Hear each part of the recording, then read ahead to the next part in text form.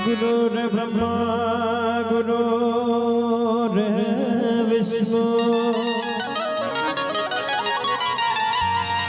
गुरुर्देवो महेश्वरा गौरा नमः शिवाय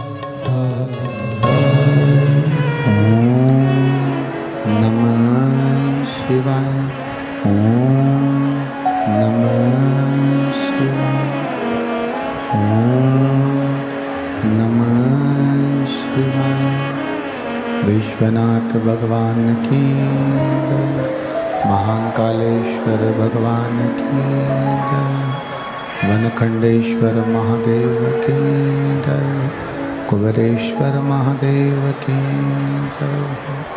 हर हर महादेव, हर हर महादेव, हर हर महादेव। हर काशी विश्वनाथ, उगड़दानी, त्रिकालदर्शी, कैलाशी, अविनाशी भगवान शिव, जिनकी पुनीत पावन शिव महापुराण की कथा संपूर्ण विश्व के कल्याण हेतु बाबा देवादिदेव महादेव की कृपा से श्रवण करने का सौभाग्य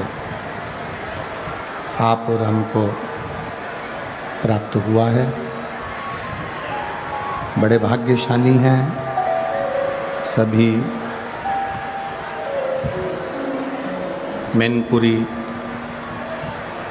उत्तर प्रदेश के सब रहवासी, जिन्होंने बाबा देवादिदेव महादेव की यह पावन कथा को कंधे पर उठाकर लेकर जाते हैं। मरे हुए व्यक्ति के शरीर को वहाँ सहानुभूति भी दिखा रहे हैं।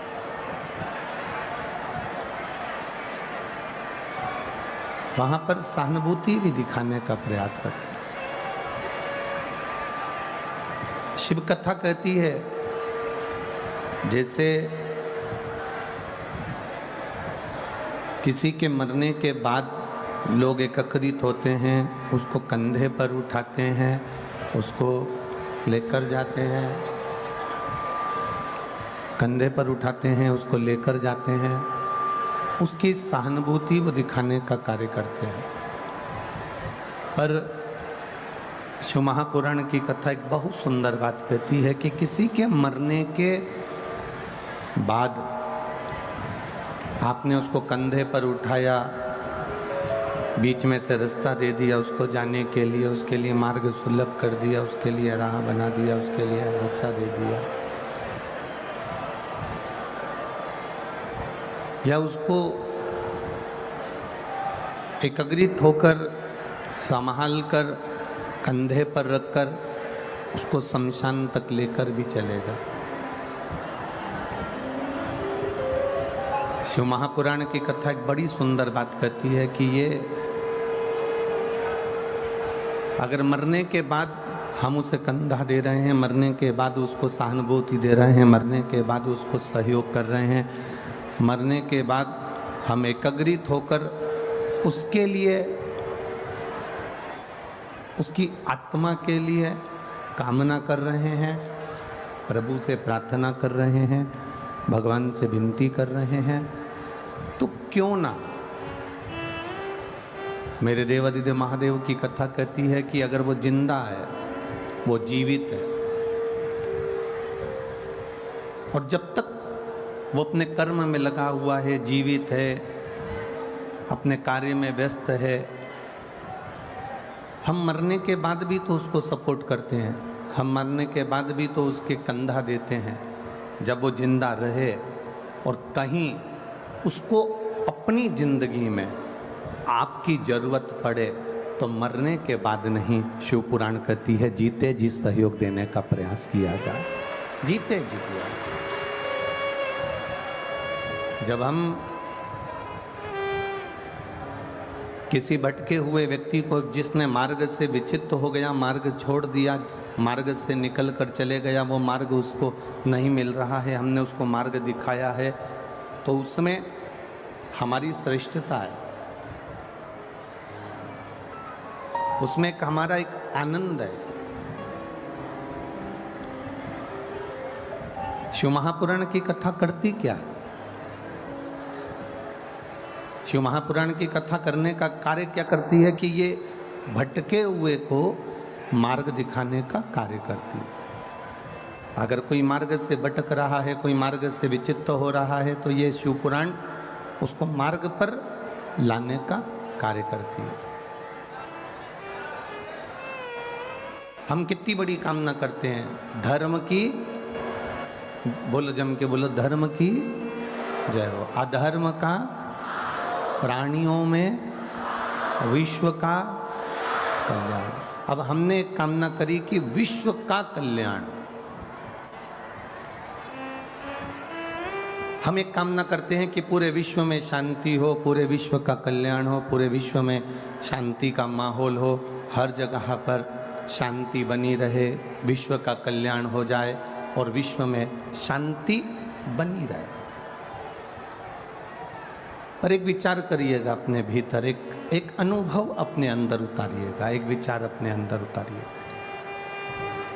हम हमारे घर में 8 लोग रह रहे हैं, 7 लोग रह रहे हैं, 6 लोग रह रहे हैं, 4 लोग रह रहे हैं, हमारे भीतर हम कमा खूब रहे हैं, हम संपदा लाभी बहुत रहे हैं, 2-2 3-3 दुकानें हम चला रहे हैं, 2-2 4-4 व्यापार कर रहे हैं, बिजनेस कर रहे हैं या नौकरी कर रहे हैं, तो नौकरी के बाद भी हम साइड का कोई बिजनेस कर रहे हैं, कमा रहे हैं, पर हमारे भीतर वो शांति क्यों नहीं है? हमारे भीतर वो सुख का अनुभव क्यों नहीं है?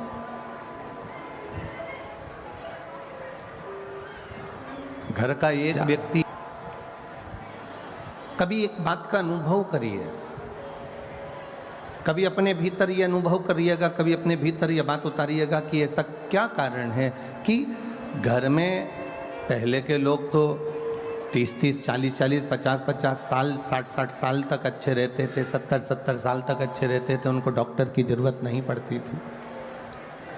पर अब ऐसा क्या कार्य हो गया कि लोग 15-20 दिन में, 1 महीने में, 4 महीने में, 6 महीने में डॉक्टर के पास जाना पड़ता है, डॉक्टर के पास पहुंचना पड़ता है। कारण क्या है?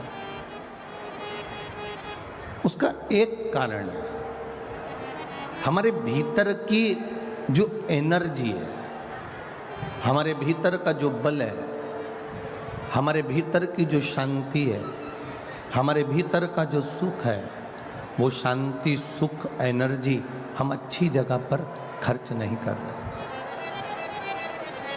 एक प्रैक्टिकल कर कर देखिएगा, कभी आपको लगे कि सियोर वाला महाराज थोड़ी बहुत बात अगर अच्छी बोला है तो प्रैक्टिकल जरूर करना। 2 पौधे अपने घर में लगाना, 2 पौधे घर में लगाना, एक पौधे में पानी देना तो कुड़ कुड़ के देना, बस मेरे को ही पानी देना है, मैं ही करूं ये सारा काम और कोई नहीं कर सकता, और मैं क्या फालतू बैठी हूँ जो पेड़ पौधे में पानी देती रहूँ, कुड़ कुड़ के एक पौधे में पानी देना। और दूसरे पौधे में पानी देना तो बड़े प्यार से देना, कितना अच्छा पौधा है, जब बड़ा हो जाएगा ना तो इसमें फूल आ जाएंगे, बड़ा अच्छा लगेगा। दूसरे पौधे में जब पानी देना तो प्रसन्नता में देना, एक स्नेह के साथ, एक प्यार के साथ, एक प्रेम के साथ दूसरे पौधे में पानी दीजिए। एक पौधे में पानी देना तो थोड़ा कुड़ कर, थोड़ा क्रोध कर कर, थोड़ा गुस्सा कर कर, थोड़ा चिड़चिड़ कर कर, और दूसरे पौधे में पानी देना तो थोड़ा प्रेम रखकर, थोड़ा स्नेह रखकर, थोड़ी वात्सल्यता, थोड़ी करुणा। एक पौधे में हम पानी दे रहे हैं तो थोड़ा कुड़ कर दे रहा है, एक पौधे में हम पानी दे रहे हैं तो थोड़ा क्रोध कर कर दे रहा है, और दूसरे पौधे में हम पानी दे रहे हैं तो प्रेम से दे रहा है, दूसरे पौधे में हम पानी दे रहे हैं तो वात्सल्यता से दे रहे हैं। अब थोड़ा समय निकलने दो, 1 महीना, 2 महीना, 3 महीना, 4 महीना, 5 महीना जब निकलेगा तो निकलने के बाद आप अनुभव करेंगे कि जिस पौधे से आपने प्रेम किया है, जिस पौधे से आपने स्नेह किया है, जिस पौधे से आपने वात्सल्यता की है, जिस पौधे से आपने स्नेह रखकर उसमें पानी दिया है, वो पौधा बड़ी जल्दी पनपता है, वो पौधा बड़ी जल्दी फूलता है, वो पौधा बड़ी जल्दी तैयार होता है। और जिस पौधे पर आपने चिड़ कर, क्रोध कर कर, गुस्सा कर कर उस पौधे में पानी दिया है, वो पौधा इतनी जल्दी वृद्धि नहीं कर पाता है, वो बढ़ नहीं पाता है। ये हमारा अनुभव है। अब घर में सारा सुख है, वो कहते हैं ना, घर में सोफा सेट है, हीरे का सेट है, चांदी का सेट है, डिनर सेट है, सुख आपके घर में, दुकान भी है, व्यापार भी है, व्यवसाय भी है, सब कुछ है, आपके घर में सब कुछ भरा पड़ा हुआ है, पर उसके बाद भी घर में शांति नहीं है, घर में रत्ती भर भी एक सुख नहीं है, घर के अंदर थोड़ा बहुत भी आनंद की अनुभूति नहीं है। कारण क्या है? क्या कारण हो सकता है ऐसा? ऐसा कारण है क्या? तो कभी अनुभव करिएगा कि हम जो काम कर रहे हैं, हम जो कार्य में लगे हुए हैं, हमारे मन का जो वाइब्रेशन है, हमारे मन का जो तरंग है, हमारे मन की जो सोच है, वो ठीक नहीं बैठ पा रही। घर में रोटी बनाने वाली बहू बना रही है, घर में जेठानी रोटी बना रही है, देवरानी रोटी बना रही है, बहू रोटी बना रही है, उसका वाइब्रेशन से मतलब है एक बहू आई, उसने दाल रख दी, दूसरी बहू आई, उसने कुकर को उतार दिया, तीसरी बहू आई, उसने दाल को छोक दिया, चौथी आई तो मिर्ची काट के चली गई, पांचवी आई तो वो आलू उबाल कर चली गई, छठी आई तो उसने सब्जी को बगाड़ दिया, सातवीं आई तो एक ने आटा निकाला, फिर आई तो एक ने आटा उसना, और एक आई तो अपने पति के लिए 4 पराठे सेक के चली गई, और दूसरी आई तो अपने खुद के बच्चों के लिए रोटी का टिफिन बनाकर चली गई। रसोई घर के अंदर जब तुम्हारे विचार ठीक नहीं है, रसोई घर के अंदर जब तुम्हारी बुद्धि ठीक नहीं है, भोजन बनाने वाली बहुएं, बेटियां, माताएं जब भोजन बना रही हैं तो उनकी सोच केवल अपने पति को अच्छे पराठे खिला दूं, अपने बच्चों का अच्छा टिफिन बना दूं, दूसरे का मैं ऐसा काम कर दूं, और कोई ने आटा उसना, किसी ने दाल रखी, किसी ने दाल बगारी, किसी ने आलू उबाला, किसी ने खिचड़ी छोकी, ये भटकाया। अब लोग कह रहे हैं कि घर में शांति नहीं है, सुख नहीं है, तो उसका केवल एक कारण है कि जो घर की माताएं जो भोजन बना रही हैं, उस समय पर उनकी चित्त वृत्ति, उनकी बुद्धि, उनका मन, उनकी एकाग्रता उस भोजन बनाने में नहीं है। आप में से कितने लोग हैं, कभी मैनपुरी में कोई मंदिर का भंडारा हुआ हो तो आप लोगों ने पूरी सब्जी खाई हो? किस किस ने खाई है? जरा हाथ उठाओ, जरा खाई है? हमने भी खाई है, हो? ऐसा नहीं कि नहीं खाई। कभी अनुभव करना, वो काशी फल की सब्जी, वो कद्दू की सब्जी, और इतनी मोटी मोटी पूड़ी, इतनी मोटी पूड़ी तुम्हारे घर में कभी नहीं बनी। इतनी ऐसी सब्जी, छिलके वाले कद्दू की, काशी फल की सब्जी तुम्हारे घर में छिलके वाली कभी नहीं बनी, पर भंडारे में वो छिलके वाली सब्जी बनती है, भंडारे में वो मिक्स वेज सब्जी बनती है, भंडारे में वो राम भाजी बनती है, भंडारे में मोटी मोटी पूड़ी बनती है। उसके बाद भी आप जब भोजन करते हो भंडारे का, वही भोजन अपने घर में जाकर बनाकर खाना, उसमें स्वाद नहीं आएगा, पर जो भंडारे में करा उसका स्वाद बढ़ जाता है। भंडारे के भोजन का स्वाद बढ़ गया और तुमने जो घर में बनाया उसमें स्वाद नहीं आया। उसका कारण क्या था? उसका कारण क्या है? क्या हमारे घर में भोजन ठीक नहीं बनता? क्या हमारे घर में मसालों की कमी है? क्या हमारे घर में सब्जी की कमी है? क्या हमारे घर में वो तेल नहीं डलता जो भंडारे में डलता है? उसमें कोई चीज की कमी नहीं है। तुम्हारे यहाँ जो भोजन बन रहा है और मंदिर में जो भोजन बन रहा है उसमें एक अंतर है। मंदिर में जब भोजन बनता है, भंडारे का भोजन बनता है, तो हम ये भाव से बनाते हैं कि भगवान को भोग लगेगा, और घर में जो भोजन बनाते हैं हम इस भाव से बनाते हैं कि मेरे बच्चे का टिफिन अच्छा लगा दूं, मेरे पति के पराठे अच्छे बना दूं, उसके बाद जेठानी आएगी वो बनाएगी चली जाएगी, देवरानी आएगी वो अपना बनाएगी चली जाएगी, सास के लिए 4 रोटी सेक के रख देंगे। ये भोजन सिद्ध करा, उस दिन उस भोजन में अपने आप शुद्धता का भाव आएगा, सुंदरता का भाव आएगा और उसमें स्वाद बढ़ता चले जाएगा। क्या है ऐसा शिव पुराण में?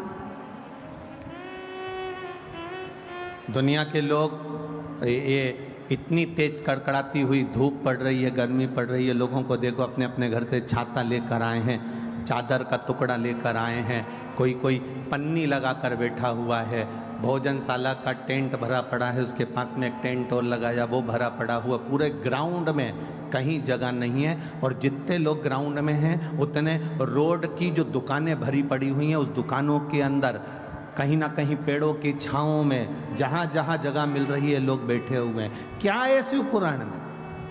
शंकर की कथा में ऐसा क्या तत्व है? शिव की कथा में ऐसा क्या रस तत्व है?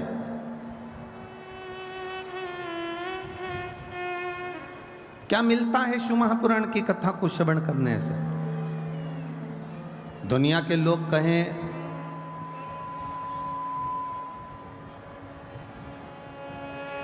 कि भगवान शंकर के पास में कुबेर का खजाना है,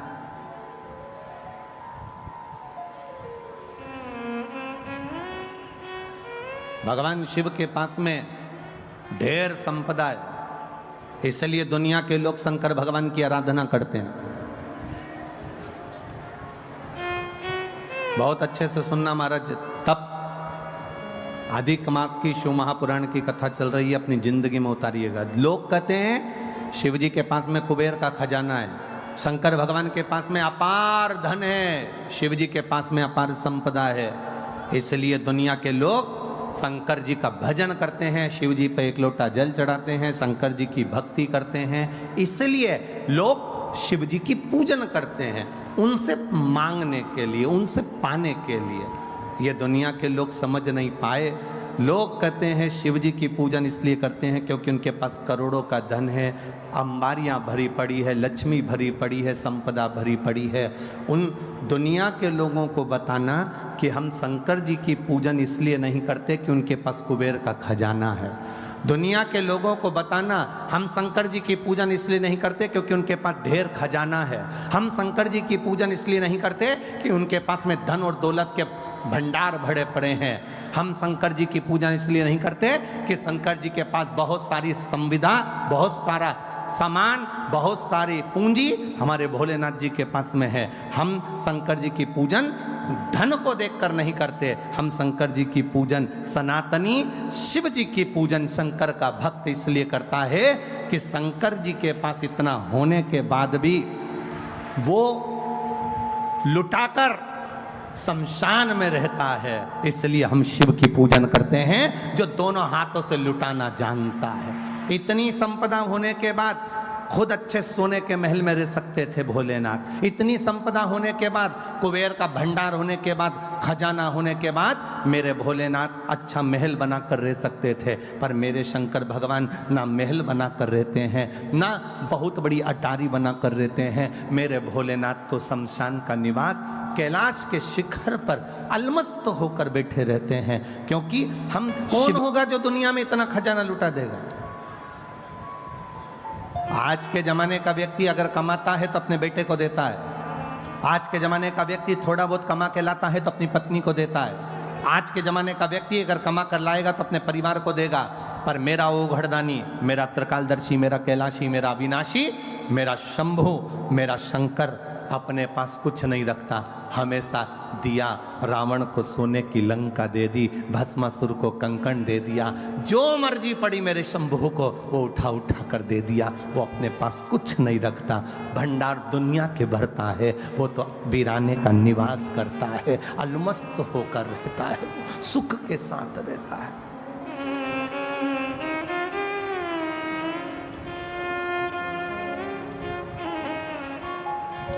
कई लोग कहते हैं गुरुजी आपकी कथा में लोग इसलिए पहुंचते होंगे क्योंकि दुनिया में सब लोग दुखी हैं, जिनको दुख होगा वो आपकी कथा में पहुंचते हैं। यहां शिव महापुराण की कथा कहती है इतने बड़े बड़े पंडाल भरे पड़े हुए हैं, ये पंडाल भी पूरा भरा पड़ा हुआ है, ये पंडाल भी भरा पड़ा है, ये पंडाल भी भरा पड़ा है, सामने का भोजन पंडाल भरा पड़ा है, उसके पास में एक पंडाल और लगा वो भरा पड़ा है, और ग्राउंड में जितने बैठे हैं इनसे पूछना क्या इनको दुख है, इनसे पूछना क्या इनको तकलीफ है।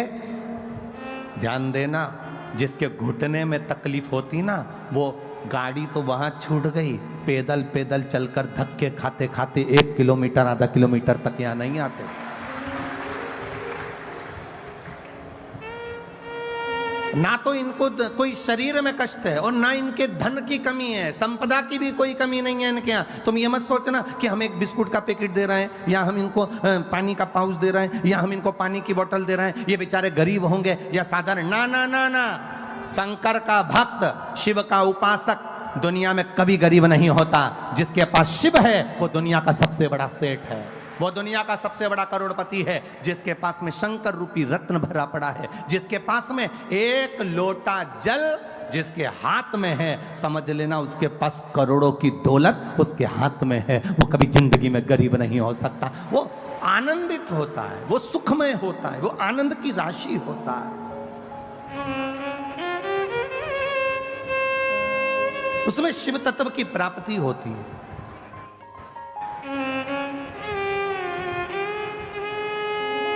जो दुखी होता है, लोग कहते हैं किसी को दुख होगा ना इसलिए कथा में पहुंचेंगे। ना ना ना, अरे दुख होता तो कथा में आते। अरे बोलो तो सर, कई लोग कहते हैं, एक व्यक्ति से पूछा क्यों रे तूने क्यों पी, क्यों तेरे में अक्ल नहीं है, ये गंदा नाली का पानी पी रहा है, गटर का पानी पी रहा है, ये मदिरा पी रहा है, ये गंदा पानी पी रहा है, ये मदिरा का नशा कर रहा है, क्यों पी? तो कि बहुत गम था इसलिए पी ली, बहुत गम था, दुखी था इसलिए पी। उसे पूछा कि क्यों पी, तो कहे गम था तो पी ली, दुखी था तो पी ली। अगर दुखी होता तो यहां नहीं मिलता, यहाँ तो वो मिलते हैं जो शंकर के कृपा पात्र होते हैं, जिनका हाथ शिव ने पकड़ा होता है, वो यहाँ बैठते हैं, वो यहाँ पहुंचते हैं।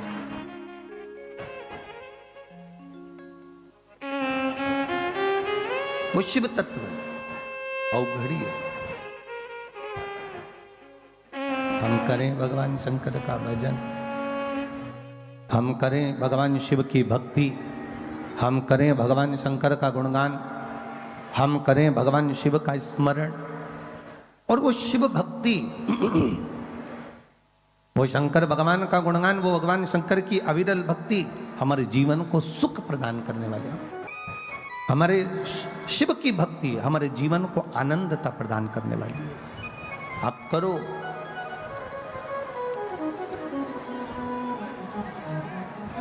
ब्रह्मदेव भगवान विष्णु जी से कह दिया तुम्हारे पिता कौन है? क्या नारायण के पिता शिव होंगे? एक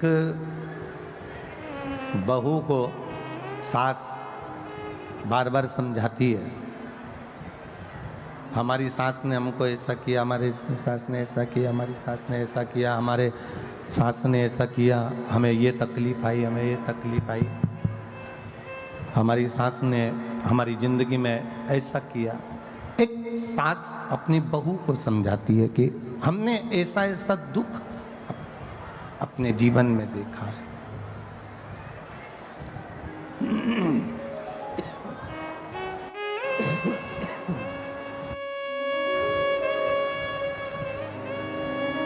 हमने ऐसा ऐसा दुख अपने जीवन में देखा है। हमारी सास का जो स्वभाव था, हमारे सास का जो स्वभाव था वो बड़ा कठिन था, बड़ा कठोर स्वभाव था। भगवान नारायण ने ब्रह्मा जी से कहा, भगवान नारायण ने ब्रह्मदेव से कहा कि मेरे जो पिता है ना भगवान शिव, वो साधारण नहीं है। ब्रह्मा जी ने भगवान विष्णु जी से कहा, अगर आप कहते हो कि शंकर भगवान आपके पिता हैं, भगवान ब्रह्मा जी कह रहे हैं अगर आप कह रहे हो कि भगवान शिव आपके पिता हैं, भगवान देवादिदेव महादेव आपके पिता हैं, तो ये तो बड़ी आश्चर्य की बात है, बड़ी विचित्र बात है। तो भगवान विष्णु ने कहा, क्यों आपको भरोसा नहीं है क्या, आपको विश्वास नहीं है क्या कि शिव मेरे पिता हैं? ये आपको भरोसा नहीं है, ये आपको विश्वास नहीं है? नहीं नहीं। एक किसी के घर में घुसना और एक किसी के दिल में घुसना, एक घर में प्रवेश करना और एक हृदय में प्रवेश करना बड़ा कठिन है।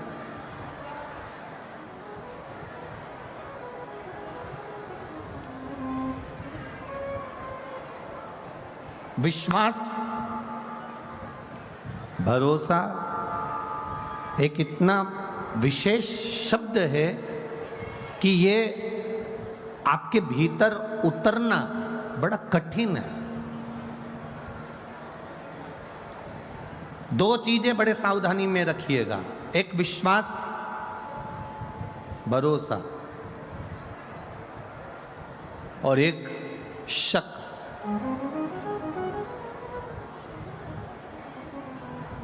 ये दो चीजें बड़ी ध्यान रखने वाली बात है। एक विश्वास, भरोसा, दूसरा है शक, दूसरा है शक करना। ये दो चीजें बड़ी विचित्र है। हर किसी व्यक्ति पर शक भी मत करो, क्योंकि हो सकता है कि वो ठीक हो और आप अपने मन से गलत सोच रहे हो। कोई ज़रूरी नहीं कि तुमने सोचा वो व्यक्ति वैसा निकल जाए। दूसरा नंबर पर है विश्वास, भरोसा इतनी जल्दी मत करना। एक शक भी इतनी जल्दी मत करना और एक भरोसा भी इतनी जल्दी मत करना। कोई तुमसे मीठी बात करे, बहुत प्रेम की बात करे, और तुम एकदम विचार कर लो कि यही पूरा, इस पे पूरा भरोसा, इस पे पूरा आपका दृढ़ता है। ना ना ना ना, शिव महापुराण की कथा कहती है दो चीजें थोड़ा सा कंट्रोल रखकर चलें, एक शक पर और एक विश्वास पर।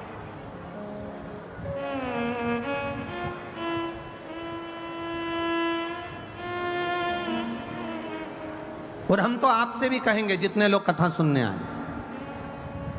जितने भी यहां पंडाल में बैठे हैं, जितने फेसबुक यूट्यूब पर सुन रहे हैं, आपसे भी निवेदन है, आपका विश्वास शिव के प्रति हो, आपका विश्वास भगवान की कथा के प्रति हो, आपकी दृढ़ता परमात्मा के प्रति हो, नहीं तो परमात्मा भी नहीं है। यह भरोसे से परमात्मा की प्राप्ति।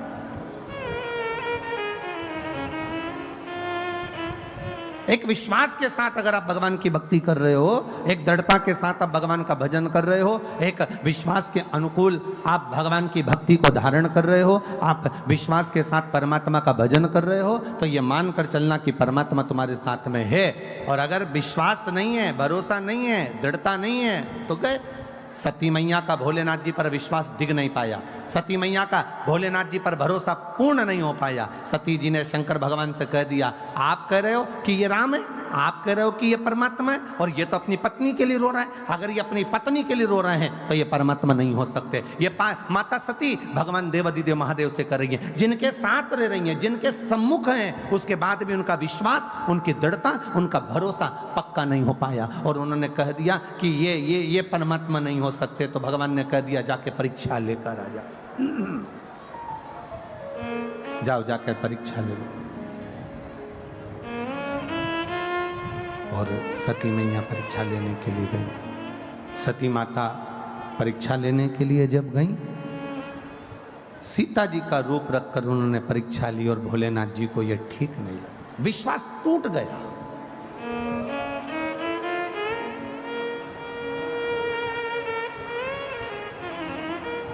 पति जरा सा फोन पर बात कर रहा है और पत्नी ने शंका करना चालू कर दी, समझ लो घर टूटने वाला है। पत्नी फोन पर बात कर रही है और पति ने शंका कर ली, समझ लो घर टूटने वाला है। बहू थोड़ी देर, छोटी बहू थोड़ी देर सास के पास बैठी तो बड़ी को शंका लगी तो घर टूटने वाला। किस शंका में हम जिंदगी जी रहे हैं? अरे भाई, शिव कथा कहती है अब सौंप दिया। आपने अगर भरोसा करा है तो परमात्मा तुम्हारे साथ कदम से कदम मिलाकर चल रहा है। अगर तुम्हारा विश्वास दृढ़ है तो परमात्मा तुम्हारे साथ चल रहा है। एक विश्वास और एक शंका, एक शक, ये दो चीजें बड़ी सावधानी की है। विश्वास भी सावधानी का है और शक भी सावधानी का।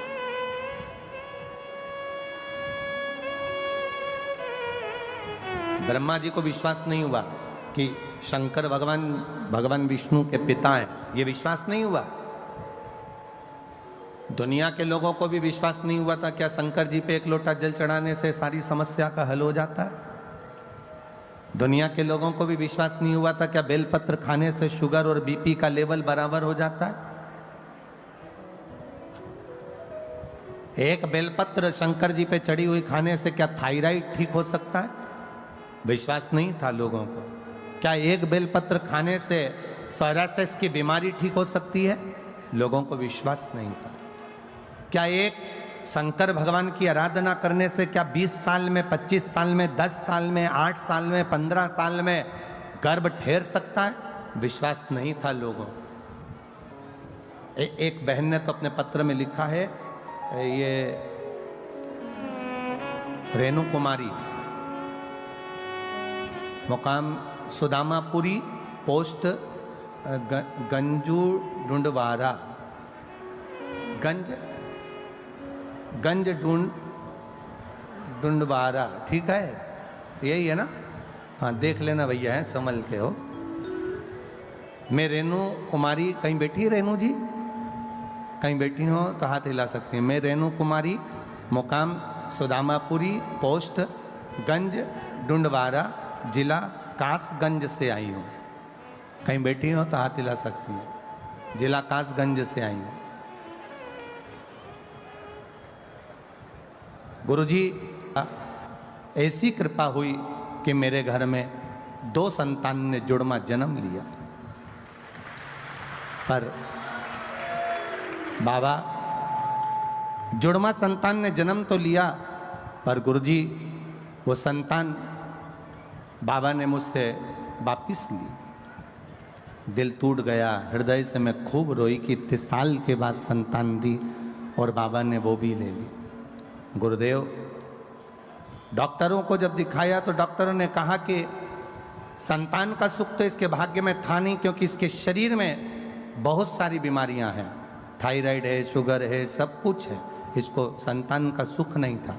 पर भगवान ने ना जाने कहाँ से 2 संतान दे दी और वो ले ली। पर अब तुम संतान का चांस ना लेना और ना संतान के लिए पहल करना। फिर भी भोलेनाथ की भक्ति में लग गई। गुरुजी, आप कहते हो ना, फाइल अगर मोटी होती है थोड़ा सुधरने में समय लगता है, इसलिए मैं वापस बाबा की भक्ति में लग गई। और बाबा की भक्ति में ऐसी लगी कि बाबा ने फिर मेरा गर्भ ठहरा दिया और 21 अप्रैल 2023 को मेरे घर में एक बेटे को फिर दे दिया और बाबा की कृपा से अब वो स्वस्थ है। उसका फोटो लगा रही हूं। शिव तत्व है। ओ घड़ी, त्रिकालदर्शी है, वो कैलाशी, अविनाशी। पूरी जांचों की फाइल लगाई है, पूरी जांचों की, जो डॉक्टर उन कहे शिव तत्व में है। एक विश्वास जागृत होना, एक दृढ़ता जागृत होना, एक भरोसा। लोग कहें एक बेलपत्री से क्या थायराइड ठीक हो सकता है? एक बेलपत्री से, शंकर जी पे चढ़े हुए जल से क्या रोग मुक्ति हो सकती है? शंकर जी पे चढ़े हुए जल से क्या हमारा दुख मिट सकता है? शिव जी के चढ़े हुए जल को पीने से क्या हमारी तकलीफें समाप्त हो सकती है? कभी जिंदगी में मौका मिले, सियोर वाले महाराज पर अगर भरोसा भी ना करो तो अपनी जिंदगी में गीता प्रेस गोरखपुर की एक शिव महापुराण की कथा, एक शिव महापुराण की पोथी हिंदी की खरीद कर लेकर आना और उसको लाकर पढ़ना चालू करना। स्कंद पुराण खरीद कर लाना, उसको पढ़ना चालू करना। लिंग पुराण खरीद कर लाना, उसको पढ़ना चालू करना। उसमें आपको मिलेगा कि शंकर भगवान के शिवलिंग में वो बल होता है कि अच्छी रोगों को भी चढ़ा हुआ जल उस रोग को भी समाप्त कर देता है। ये शिव तत्व है, ये ओघड़ी है शंकर।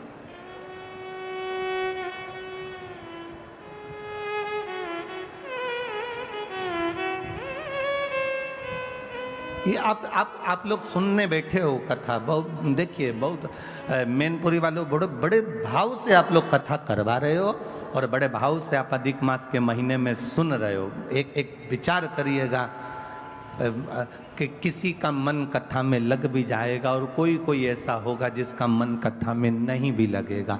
जिसका नहीं भी लगाना, उसको भी दुख मनाने की जरूरत नहीं है। ये सोच लेना कि उसके दरवाजे तक पहुंच गए ना तो वो तुम्हारे दरवाजे तक पहुंच ही जाएगा। ये इतना अनुभव जरूर रखना। थोड़ा कष्ट हो सकता है, थोड़ी तकलीफ आ सकती है।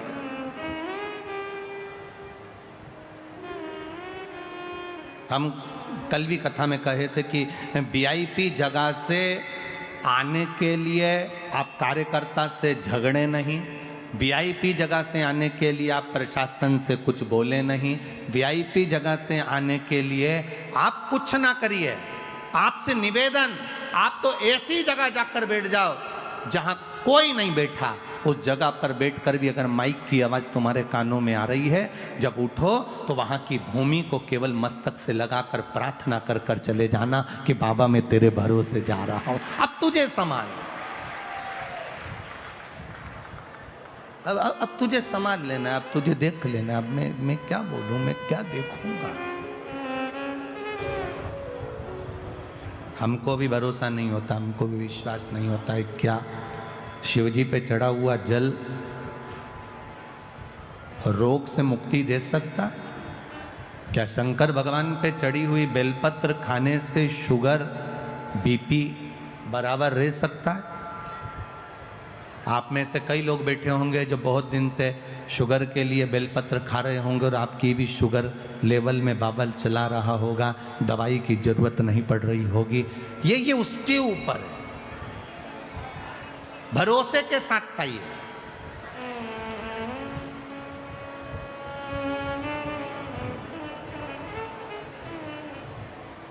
एक बात आपसे पूछें, कभी कभी ऐसा होता है, कभी कभी आपका बुखार नहीं उतरता, कभी कभी आपके शरीर का कष्ट नहीं जाता और तुम डॉक्टर के पास पहुंची ना, और डॉक्टर के पास जाने के बाद तुमने डॉक्टर सामने तुम्हारा हाथ पकड़ा और उन्हें आला लगाया और आला लगाकर तुम्हें चेक करा और तुमसे पूछा क्या क्या तकलीफ हो रही है और तुमने कह दिया साहब मेरे को भोजन नहीं भारिया है और मेरा पेट मरोड़ होता है और तकलीफ होती है और मेरी सांस लेने में दिक्कत हो रही है और सर्दी बहुत रहती है और फेफड़े में कब्ज जमा होता है, मैं बहुत तकलीफ में हूँ। तुमने सब कुछ डॉक्टर को कह दिया, जितना कह सकती थी कह दिया। अब क्या हुआ?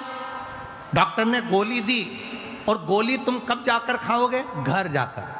पर ईमानदारी से बोलना, गोली तुम घर पर जाकर खाओगे, गोली खाने के बाद वो असर करेगी, पर तुम डॉक्टर के पास जब पहुंची, जब कैसी हो रही थी, एकदम लुस्त, एकदम ऐसी हो रही थी जैसे मर जा रही, एकदम पड़ी है। और डॉक्टर के यहाँ पहुंची पहुंचने के बाद उसने देखा, तुमने उसको सब बता दिया, उसने गोली लिख दी। उसके बाद में तुम जब डॉक्टर के यहाँ से वापस जाती हो, गाड़ी में बैठ कर गई, तब तक तुम्हें इतनी अच्छी लगने लगता है कि मैं थोड़ी थोड़ी ठीक हो गई।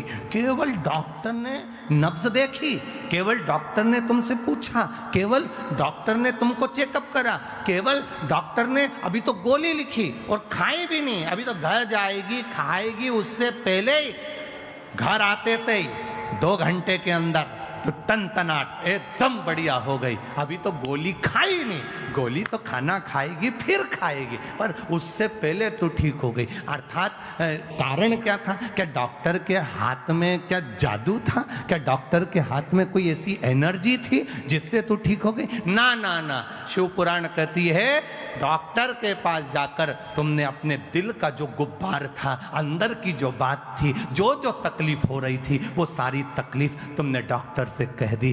कहकर तुम हल्के हो गए, इसलिए तुम ठीक हो गए। तुम अपने दिल की बात भगवान से कहकर हल्के हो जाते हो।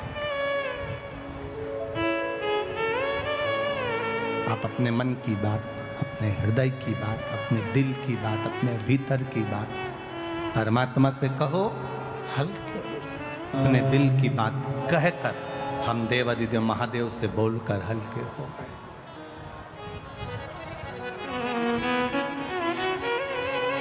शिव से कहा, ठीक। एक बेटी ने पत्र में लिखा है, बेटी हो हाथ हिला सकती है।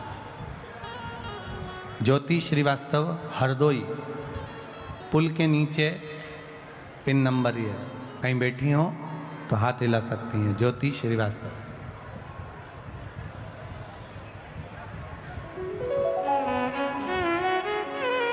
बाबा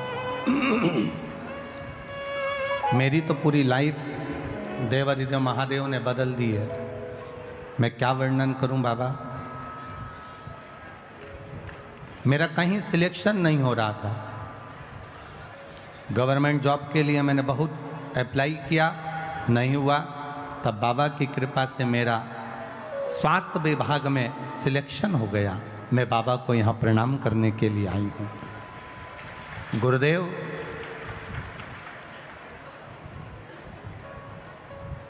जब मेरा स्वास्थ्य विभाग में सिलेक्शन हो गया, पर नौकरी पर स्टे लग गया।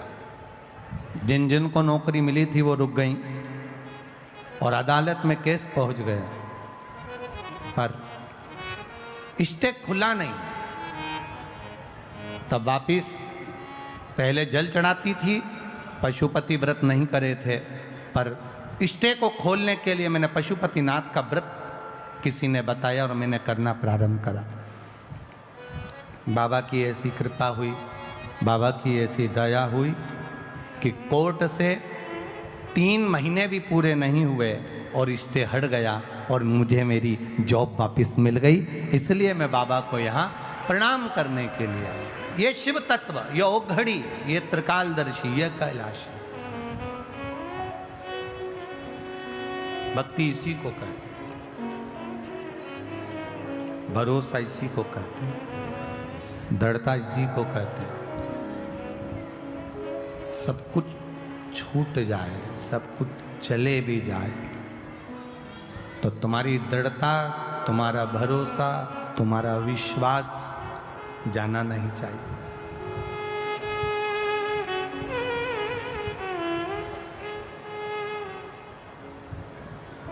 किससे जाकर कहें? ब्रह्मा जी कह रहे हैं कि भगवान विष्णु से कि आपके पिता शिव जी हैं। नारायण आप कह रहे हो कि आपके पिता शंकर जी हैं, और पर मेरा विश्वास नहीं कहता कि आपके पिता शिव जी होंगे। तो भगवान नारायण ने पूछा कि ब्रह्मा जी तुम कैसे कह सकते हो कि मेरे पिता शंकर जी नहीं हैं? तुम कैसे कह सकते हो? तब तुम बोल कैसे सकते हो कि मेरे पिता शिव नहीं हैं? कहा मुझे एक कारण से लगता है। क्या कारण है? कहा अगर शंकर जी आपके पिताजी होते तो उनके पास में तो ढेरों संपदा होती, क्योंकि आपके चरणों में लक्ष्मी पड़ी हुई है।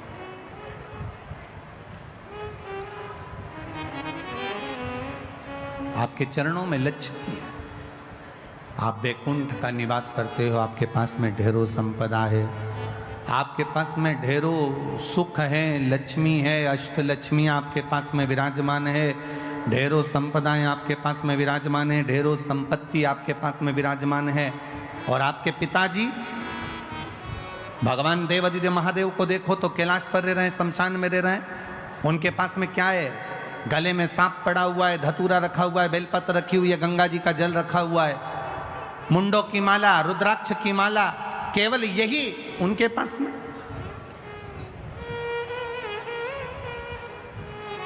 आपके अगर पिता शिव हैं तो शंकर भगवान को भी तो धनपति दिखना था, करोड़पति दिखना था, संपदावान दिखना था, वैभववान दिखना था। फिर वो कमजोर क्यों दिख रहे हैं? फिर उनके पास में ये कुछ संपदा, ये सत्ता, ये वैभव, ये सारा सुख उनको तो नहीं दिख रहा।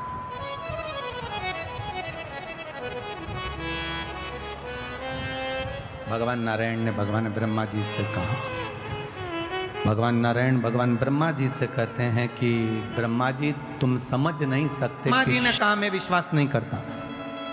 एक पर्वत जिसको घुमाना भगवान विष्णु ने और भगवान ब्रह्मा ने प्रारंभ किया, पर्वत घुमाते घुमाते घुमाते घुमाते अग्नि का खंभ प्रकट हुआ, एक लिंगायत आकृति प्रकट हो गई, शिवलिंग प्रकट हो गया। शिवलिंग प्रकट हुआ तो ब्रह्मा जी ने कहा इनका सिर कहाँ, पाँव कहाँ? ब्रह्मा जी शिव जी का सिर देखने के लिए आकाश मार्ग से ऊपर की ओर बढ़े। ब्रह्मा जी जब ऊपर की ओर बढ़े, भगवान नारायण शंकर भगवान का चरण ढूंढने के लिए नीचे की ओर गए। भगवान विष्णु को शंकर भगवान का चरण नहीं मिला।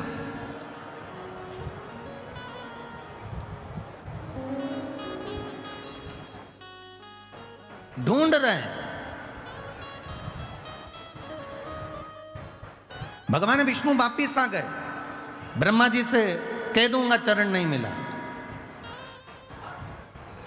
वापिस। और कितनी विद्वत्ता है मेरे नारायण में, कितनी विद्वत्ता भरी है मेरे भगवान विष्णु में। वो शंकर जी के चरण को ढूंढने के लिए गए। और ब्रह्मा जी की विद्वत्ता देखिए, वो शीश ढूंढने के लिए गए, सार।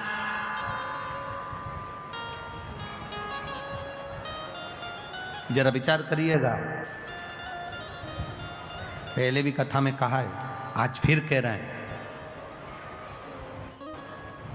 पहले के समय में इतना बड़ा क्रीम का डब्बा आता था, ऐसा गोल मुंह का बड़ा सारा, उसमें से ऐसे क्रीम निकाल लो और अपने चेहरे पे लगा लो और डब्बा बंद कर दो। आज के ज़माने में बड़े मुंह के डब्बे बंद हो गए, इतना बड़ा ट्यूब जैसा डब्बा आता है, पैकेट आता है ट्यूब का, और उसमें ऐसा ढक्कन लगा रहता है छोटा सा, उसको खोल लो और उसमें नीचे से उसको थोड़ा सा दबाओ, दबेगा तो ट्यूब बाहर आ जाएगा, निकालो और लगा लो। पहले इतना बड़ा डब्बा आता था, इसमें ऐसे उंगली डाल के निकालना पड़ता था। अब क्रीम जैसा आता है ऐसा लंबा, उसको बस ढक्कन खोल के नीचे से दबाओ और वो क्रीम निकल के बाहर और अपने चेहरे पे लगा लो। कितनी ज्ञान की बात इस डब्बे में और इस क्रीम में है। डब्बे में और क्रीम में कितनी ज्ञान की बात है। यहाँ क्रीम को नीचे से दबाओगे तो ऊपर से क्रीम बाहर आ जाता है। उसी तरह माता पिता के चरण जब तुम दबाओगे तो मुख से आशीर्वाद बाहर आ जाता है। ये शिव तत्व कर रहा है। बोल बम का नारा है। जब दबे नीचे से चरण, क्रीम बाहर, थोड़ा सा ट्यूब दबाया, ट्यूब बाहर। उसी तरह माता पिता के चरण, परमात्मा के चरण, गुरुजन के देते। आप एक प्रैक्टिकल करिए और उसको अगर आपने प्रणाम कर लिया ना, नहीं पहचानते, और उसके बाद भी अगर आपने प्रणाम कर लिया तो आशीर्वाद तो दे ही देगा। क्या बोलेगा? खुश रहो, दूध नहाओ, पूतो, प्रसन्न रहो, आनंद में रहो, खुश रहो, स्वस्थ रहो, आशीर्वाद तो दे ही देगा।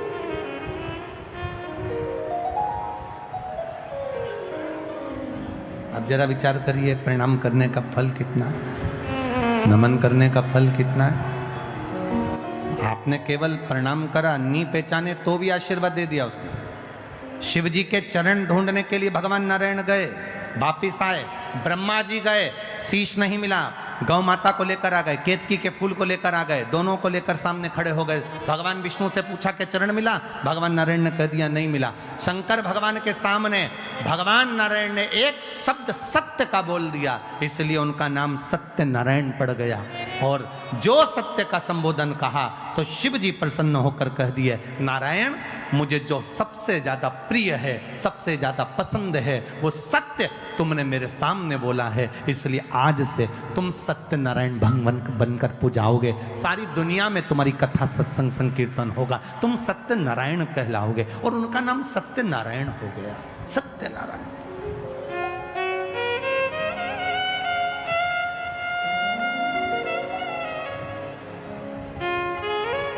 ब्रह्मा जी से पूछा, ब्रह्मा जी से कहा कि ब्रह्मदेव अब आप ये बताइए कि आपको शीश मिला है, आपको क्या भगवान शंकर का सिर मिला?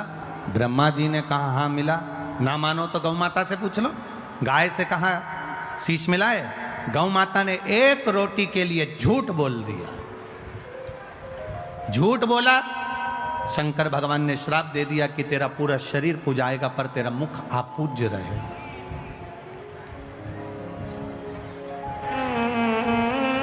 केतकी के पुष्प ने झूठ बोल दिया, शिव जी ने कह दिया सारे पुष्प मुझ पर चढ़ेंगे, मुझ पर कांटे भी चढ़ेंगे, पत्तियां चढ़ जाएगी, जहरीले से जहरीला फूल मुझ पर चढ़ जाएगा, पर सुन केतकी तू कभी मुझ पर नहीं चढ़े।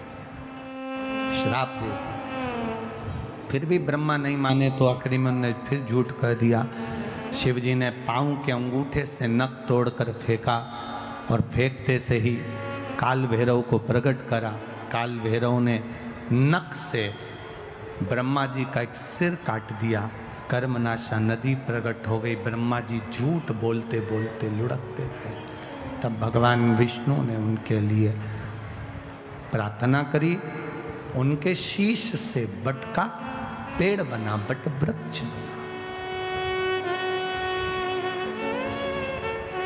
एक विचार करिएगा जरा भीतर से अपने। शिव तत्व कह रहा है, अभी अभी अधिक मास चल रहा है और अधिक मास में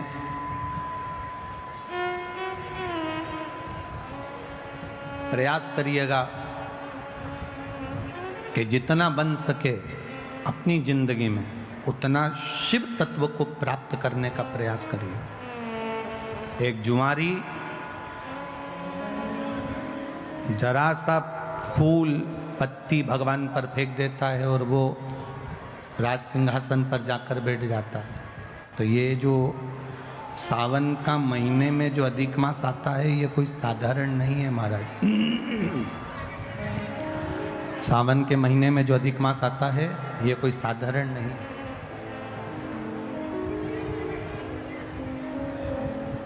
किसको मारने के लिए? आप लोग तो सब मैनपुरी के जितने भी श्रोता भाई बहन यहाँ बैठे हैं सब समझदार हैं, सबने कथा जान रखी है कि मल मास कौन है, अधिक मास कौन है। हम ज़्यादा इसका प्रसंग आपको नहीं कहेंगे कि किसको मारने के लिए। केवल हिरण्यकशिपु का संहार करने के लिए नरसिंह अवतार भगवान ने लिया था। वो नरसिंह अवतार लेने के लिए हिंदू कह दिया था और एक अधिक कर कर मेरे भगवान ने एक अधिक कर कर मल मास को प्रकट करा, अधिक मास को प्रकट करा और अधिक मास को प्रकट कर कर उसको उस अधिक मास में नरसिंह भगवान प्रकट होकर हिरण्यकशिपु का संहार करे। अब समझने वाली बात देखिए शिव महापुराण की, सावन में जो अधिक मास पड़ता है उसका प्रभाव क्या होता है अब समझिएगा जरा। अब जो मलमास है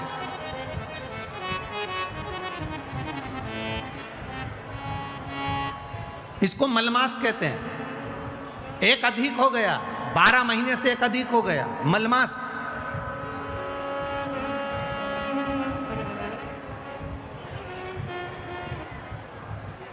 तनख्वाह से ज्यादा मिल रहा है। कभी कभी 40,000 रुपये तुम्हारी तनख्वाह है और 40,000 रुपये से ज्यादा कहीं से कमा कर कोई लेकर आया और अपनी पत्नी को दिया और पत्नी पूछ ले जी ये कहाँ से आया, तो ये समझ लेना कहाँ से आया हो, स्मरण में रहिएगा। 12 महीने से ज्यादा हो गया मलमास है। कोई भी देवी देवता इसको स्वीकार नहीं कर रहा था, एक भी देवता ने मलमास को सम्मान नहीं दिया। जहां से 12 महीने तो लोग सम्मान देते हैं, पर मलमास को कोई सम्मान देने को तैयार नहीं हुआ। मलमास रोता था, देवताओं के पास जाता था, प्रार्थना करता था, मेरा कल्याण करिए, मैंने नरसिंह अवतार धारण करा है, नरसिंह अवतार हुआ है मेरे मास में, तुम कृपा करो। मलमास को कोई नहीं पूछता, सब ईर्ष्या करते, सब नफरत करते, सब उसको पूछते नहीं। तब आखिरी में देव ऋषि नारद ने कह दिया तुम एक काम करो, जैसे ही श्रावण का महीना आए, सावन के महीने में मलमास तुम शंकर की आराधना में लग जाना। क्या होगा उससे? अगर सावन के महीने में मलमास कह रहा है, अगर मैं इतने समय से कर रहा हूं, कई साल निकल गए पर अभी तक भगवान ना मिले, अभी तक मुझे मेरा आदर ना हुआ, अभी तक मेरा सत्कार ना हुआ, और तुम कह रहे हो कि सावन के महीने का इंतजार करो। श्रावण का महीना जब आएगा तुम शिव की आराधना करना, शंकर भगवान तुम्हारा आदर भी कराएंगे, सम्मान भी कराएंगे। जो तुमको आज तक नहीं मिला वो देव अधिदेव महादेव तुमको दिला सकते हैं, वो दुनिया में कोई नहीं दिला सकता। जो शिव दिलाएंगे, जो घरदानी दिलाएंगे, वो कोई नहीं दिला सकता। करो सम्मान। मलमास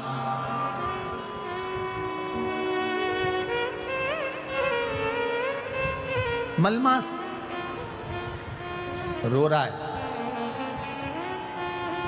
सावन का महीना, आपको पहले भी कथा में कहा था, सारी समस्या का हल, जम के बोलो, जरा जम के बोलो, एक लोटा जल। पर सावन के महीने में, अरे जम के तो बोलो, 2 लोटा जल।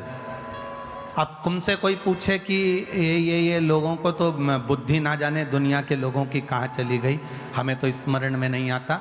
दुनिया के लोग जो ये कावड़ लेकर जाते हैं, तो कावड़ वाले पर लोग कमेंट्स करते हैं कि कावड़ क्यों ले जा रहे हो, कौन ले जा रहे हो, क्या काम है, तुम ये कर लो, तुम वो कर लो, तुम ये करो, तुम वो करो, क्या रखा है कावड़ ले जाने में, क्या रखा है शिव जी पे जल चढ़ाने में। हम उनको कहना चाहेंगे, कभी एक बार मौका मिले तो स्कंद पुराण और स्कंद पुराण का काशी खंड,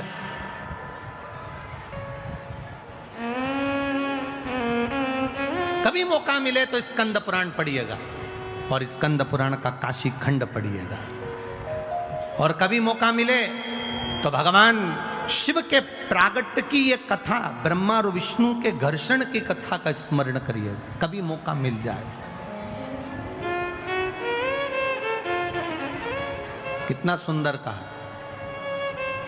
मलमास जिसको लोग छोड़ दिए, अब शब्द कह दिए, ताने देते हैं, आड़ा टेढ़ा बोलते हैं, वो मलमास सावन के महीने में 2 लोटा जल लेकर शिव जी की भक्ति में बैठ गया।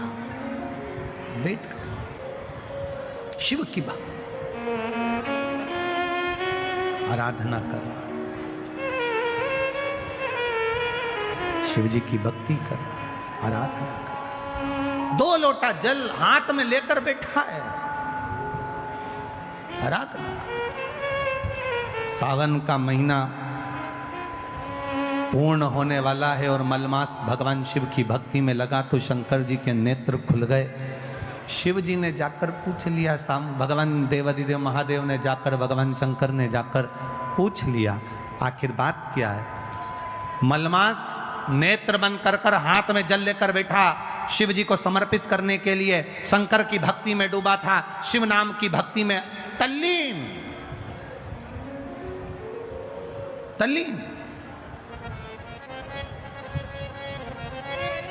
शंकर भगवान ने पूछा तो पार्वती जी कहती है मलमास है, आप इसको आशीर्वाद नहीं दे सकते, आप इसको वर नहीं दे सकते। शंकर भगवान ने पूछा आखिर कारण क्या है, कब हुआ ये, तो कहा हिरण्यकशिपु को मारने के लिए 1 महीना अधिक करा था, 1 महीने को आगे बढ़ाया था। ये मलमास, ये अधिक मास 1 महीना आगे बढ़ा हुआ है, इसलिए लोग इससे नफरत करते हैं। शंकर भगवान ने कहा तो क्या हुआ, चिंता मत कर। मलमास के पास शिव जी गए, शंकर भगवान को आते हुए देखकर मलमास ने जल का पात्र ढोल दिया, जल का पात्र ढोल दिया। शिव जी ने पूछा क्या चाहिए तुझको, क्या चाहिए, बोल। मलमास कहता है कि मुझसे लोग नफरत करते हैं।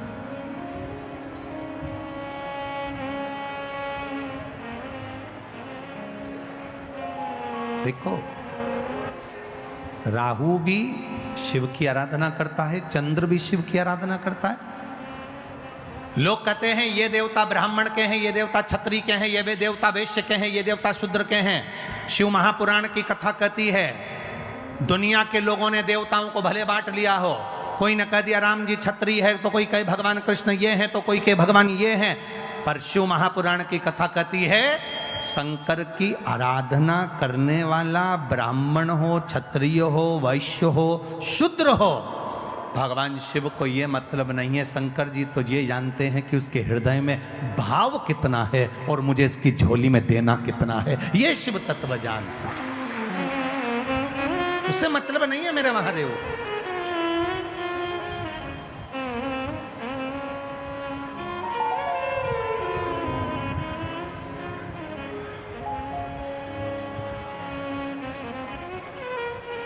शिव जी को उससे कोई मतलब नहीं। तुम क्या कर रहे हो, अब मलमास प्रार्थना कर रहा है, इसीलिए यहाँ शिव महापुराण की जो कथा कहती है, भगवान देवादिदेव महादेव का जो कथा वर्णन करती है, शिव तत्व जो वर्णन करता है, हमारे यहाँ पर सप्ततिथियाँ पंचदीप वर्णन किया जा रहा है। हमारा बहुत ध्यान देना महाराज।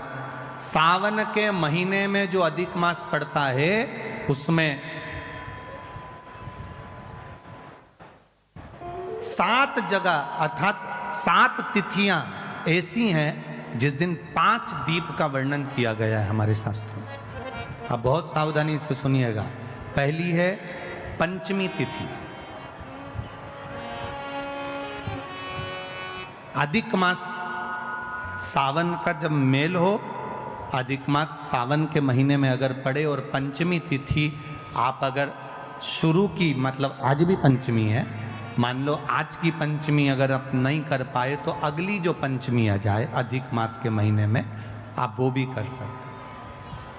पंचमी, अष्टमी, एकादशी, प्रदोष, शिवरात्रि, अमावस्या, पूर्णिमा, ये 7 तिथियां हमारे यहाँ सावन के अधिक मास का जो संजोग होता है, इसमें ये 7 तिथियां, फिर से बोलो, पंचमी, अष्टमी, एकादशी, प्रदोष, शिवरात्रि, अमावस्या, पूर्णिमा, ये वो तिथियां हैं 7 जिन तिथियों में अगर हम 5 दीप घृत के, घी के 5 दिए अगर अपने दरवाजे के बाहर, केवल भगवान कि इधर क्षेत्र में इतना ना दिख रहा हो पर अन्य क्षेत्रों में बहुत पानी है तो कोई ना जा पाए, तो भगवान का स्मरण कर कर उन दीप को भगवान के सामने प्रज्वलित कर कर 5 दिए इन तिथियों में, पंचमी, अष्टमी, एकादशी, प्रदोष, शिवरात्रि, अमावस्या और पूर्णिमा, जो सावन के महीने में अधिक मास पड़ता है, उसमें ये 7 तिथियों पर जो 5 दीप भगवान के सामने प्रज्वलित कर कर अपने दरवाजे के पास में बाहर की ओर रख देता है, उसके घर में कभी रोग, बीमारी और लक्ष्मी की कोई कमती नहीं होती, उसका जीवन सार्थक हो जाता है। पर सावन के महीने में अधिक मास के संजोग पर ये होता है। बाकी के समय पर अधिक मास कोई से भी अगर महीने में आ गया, आषाढ़ का आ गया या कोई महीने में कार्तिक का आ गया अधिक मास, या कोई अन्य महीने में आ गया, तो उसका प्रमाण नहीं है महाराज। सावन के महीने में अगर अधिक मास पड़ रहा तो ये 5 तिथियां। अब कई लोग कहते हैं गुरुजी पंचमी हम 2 लें, 2 पंचमी आएगी, 2 एकादशी का वर्णन आ जावे, तो हम कौन सी? तो यहाँ एक भी अगर आप कर रहे हो 7 तिथियों में से एक भी अगर ये नहीं कर पाओ तो अगली कर लो, अगली नहीं कर पाओ तो ये स्मरण में रहकर उसको करो। मलमास ने प्रार्थना कर, शिव जी आकर दर्शन दिए। सावन का महीना, मलमास हाथ जोड़कर भगवान शंकर से निवेदन कर, प्रार्थना कर। कथा कह रही है, मलमास ने प्रार्थना करी, और जब मलमास ने प्रार्थना करी, सावन का महीना, मलमास प्रार्थना करने के लिए जागृत हुआ।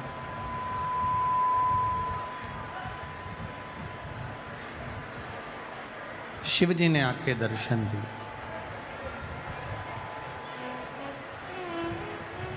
देवादिदेव महादेव ने कहा कि मलमास क्या चाहिए तुमको? कहा प्रभु बस इतनी कृपा कर दो कि सारे देवता मेरा अपमान करते हैं, कोई मुझे पूछता नहीं, कोई मुझे सम्मान देता नहीं, कोई मेरा आदर करता नहीं, आप कृपा करेंगे सब। आप अगर दया करेंगे तो सब होगा। जा पर कृपा राम की होई, ता पर कृपा करे सबको। अगर आप कहेंगे तो सब कुछ हो सकता है। अब शिव जी ने कहा एक काम करो, चलो मेरे साथ, मेरे साथ चलो। भगवान नारायण के पास में लेकर चलेगा। और शिव जी मलमास को भगवान विष्णु के पास लेकर चले। जब पहुँचे भगवान नारायण के पास में, जब भगवान विष्णु के पास में, जब भगवान नारायण के पास में जब पहुँचे, नारायण ने जैसे ही देवादिदेव महादेव को देखा,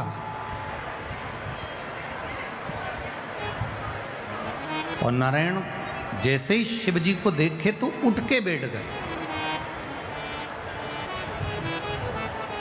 और बैठते से उन्होंने प्रणाम खड़े होकर करा और कहा प्रभु जी आप पधारे हो, कोई बात है क्या? कैसे आना हुआ? कोई बात है क्या? कैसे आना हुआ? कहा प्रभु ये मलमास है। नरसिंह अवतार का जब समय था तो 12 महीने में से 1 महीना अधिक किया गया था। उस अधिक मास को मैं लेकर आया हूँ क्योंकि इसने मेरी शिव भक्ति करी, इसने भजन किया, इसने स्मरण किया, इसलिए मैं उसको लेकर यहाँ पहुँचा हूँ। मैं उसको लेकर यहाँ पर आया हूँ। आप कृपा करिए जिससे ये मलमास को भी सम्मान मिले, ये अधिक मास का भी आदर हो, सम्मान हो, सत्कार। भगवान नारायण ने, भगवान विष्णु ने शिव जी के कहने पर अपना पुरुषोत्तम नाम, जो अपना खुद का पुरुषोत्तम नाम है, भगवान नारायण ने वो पुरुषोत्तम नाम उस मलमास को दे दिया। अब देखिएगा जरा, ये शिव की कृपा से, ये शंकर जी की उदारता से, ये शंकर भगवान की करुणा से प्राप्त हो। सावन के महीने में जो अधिक मास पड़ता है, एक भाव आया है, देखिए किसी ने पत्र में लिखा,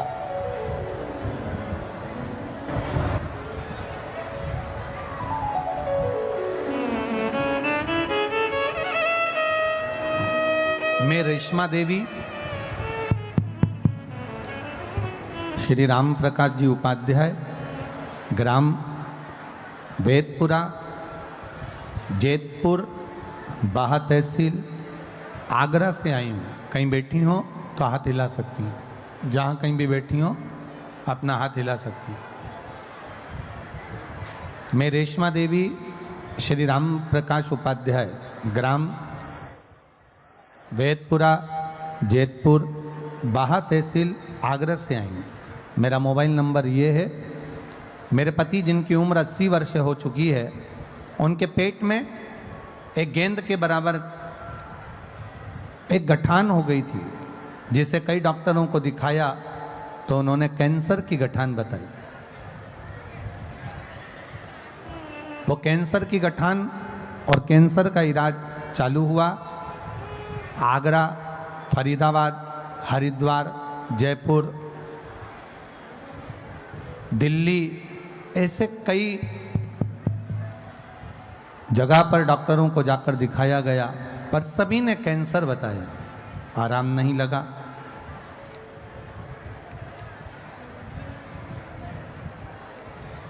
तब किसी के कहने पर शिव महापुराण की कथा सुनना प्रारंभ करा और बाबा पर एक लोटा जल चढ़ाना प्रारंभ करा। एक बेलपत्र शिव जी की चढ़ी हुई और एक लोटा जल शंकर जी को चढ़ाया हुआ। उसमें से थोड़ा सा जल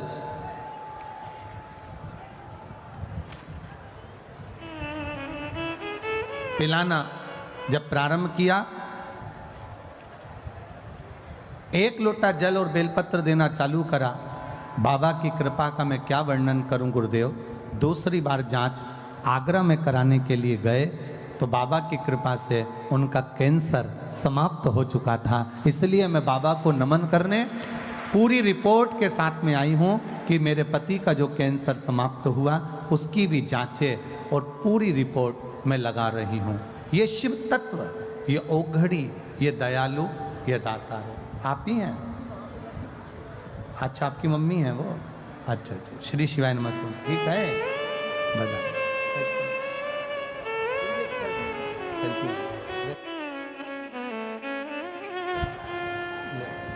शिव ओघड़ी है। उसका भजन, उसका कीर्तन, उसका मंत्र जाप, उसका स्मरण। आज साउंड बिल्कुल ठीक नहीं चल रहा बाबू।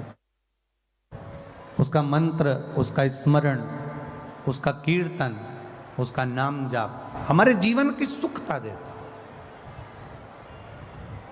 ये 7 जगह पर जो दिए सावन की अधिक मास में हम जो लगा रहे हैं, 7 जगह पर जो पंचदीप का जो वर्णन कर रहे हैं, ये हमारे जीवन में, हमारे घर में आने वाले दुख, तकलीफ, कष्ट, रोग, बीमारी को बाहर करने के लिए और हमारे जीवन में सुख का अनुभव करने के लिए, आनंद का अनुभव करने के लिए। शिव कथा कहती है, भगवान शंकर का संवाद कहता है, शिव महापुराण की कथा वर्णन करती है।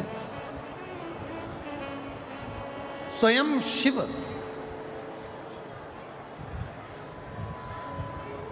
भगवान नारायण के कहने पर मलमास को भी वर प्रदान कर देते। स्वयं भगवान नारायण ने तो वर दिया, साथ में स्वयं देवाधिदेव महादेव ने भी वर दिया। और महादेव ने कहा, सुन मलमास, जिस समय पर घड़ी, पल, नक्षत्र, समय बदलते बदलते तो मलमास सावन के महीने में जब आएगा, सावन के महीने में जब तू पहुँचेगा और जो अपने हृदय से मेरी आराधना मल मास में, पुरुषोत्तम मास में, अधिक मास में करेगा, शिव जी कहते हैं उसकी जिंदगी में कभी कोई दुख मैं आने नहीं दूंगा। ये शिव तत्व की प्राप्ति, ये शंकर जी के मूल तत्व की प्राप्ति, ये भगवान देवाधिदेव महादेव की प्राप्ति का अंदर बिंदु। सहज नहीं है शिव, एक पहचान मेरे देवाधिदेव महादेव के भीतर हो। जैसे आपको पहले भी कथा में कहा, शिव जी का नाम लेकर, भगवान शंकर का स्मरण कर महापुराण की कथा कहती है, साथ में भगवान शिव का तत्व कह रहा है, शिव महापुराण की कथा कह रही है, साथ में शंकर जी पे चढ़ा हुआ एक लोटा जल और एक बेलपत्री का भाव अपने जीवन में उतारना प्रारंभ करिए। ये जीवन का सुख प्रदान कर देगा, ये जीवन का एक आनंद की अनुभूति करा देगा, सारी समस्या का हल। बोल बम का नारा है, आवाज नहीं आई, जरा दम से बोलो, बोल बम का नारा है। एक बेलपत्र, एक लोटा जल का जो महत्व भगवान देवादिदेव महादेव वर्णन कर रहे हैं, शिव तत्व कह रहा, भगवान शंकर की कथा का। आया समय, ब्रह्मा जी का सिर बड़ का पेड़ बन गया, बट वृक्ष बन गया।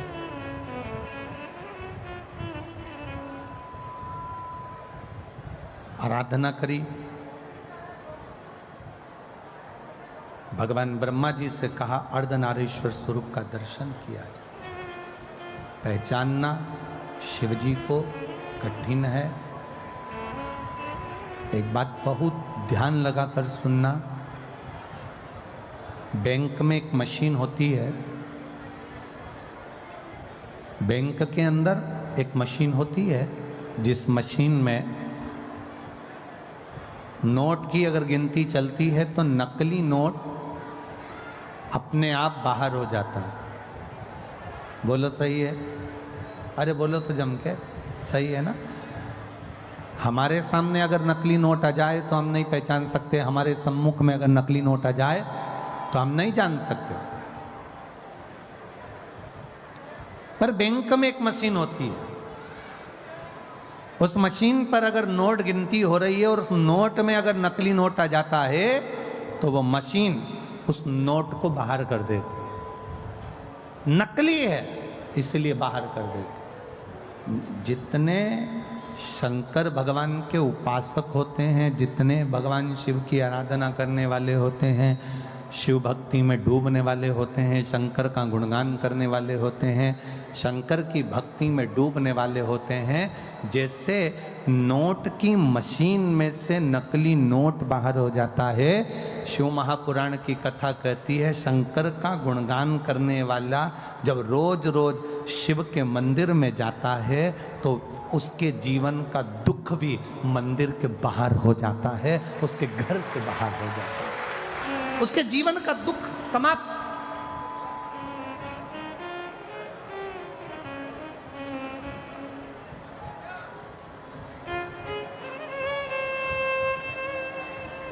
जिस दिन हमने ये विचार कर लिया कि हम दूसरे के दोष ना देखें, हम केवल उसके गुण देखें, उस दिन जिंदगी की एक व्यक्ति अपनी पत्नी से कहता है, सुनो, अरे सुनती हो? पत्नी ने कहा क्या है? कल मेरा दोस्त भोजन करने आएगा, कल मेरा दोस्त खाना खाने आएगा। तो पत्नी ने कहा क्या करना है बताओ, क्या बनाऊं मैं? पति ने कहा तू बना कुछ भी, पर एक बात सुन, ये चप्पल जो रखी है ना सामने, ये छुपा के रख देना। सामने एक घड़ी रखी है ना, इसको छुपा के रख देना। सामने ये गुलदस्ता रखा है ना, इसको छुपा के रख देना। पत्नी ने कहा क्यों, तुम्हारा दोस्त चोर है क्या? पति बोलता नहीं, वो अपने सामान को पहचानता है।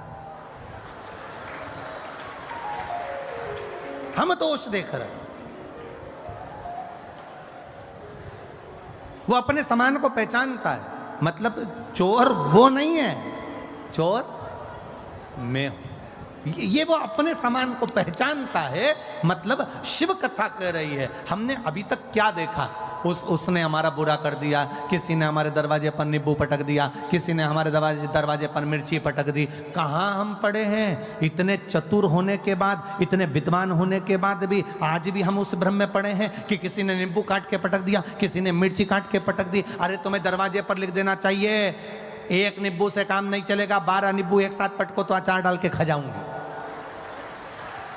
किस भ्रम में जी रहे हैं? दुख हो रहा है। शिव महापुराण की कथा कहती है मेरा देव अधिदेव महादेव शिवालय में रहता है। शंकर का जो मंदिर होता है उसको मंदिर नहीं कहते, उसको शिवालय कहते हैं। शिवालय मतलब जहां मेरा शंकर रहता है वो शिवालय कहलाता है। शिवालय का मतलब होता है उसमें भूत प्रेत डाकनी पिशाचनी देवता देवी देव सब कोई, पितृ आदिक आदिक जितने देव हैं, संसार के 33 कोटि देवी देवता जितने भी हैं, सब देवादिदेव महादेव के पास आते हैं, सब भगवान शंकर के पास आते हैं, सब भगवान शिव के पास आते हैं, सब भगवान की शरणागति में आते हैं। जितने भी देव हैं, जितने देवता, चाहे वो असुर भी हैं, राक्षस भी हैं, कोई भी है, वो शंकर की शरणागति में आ रहा है। तो शिव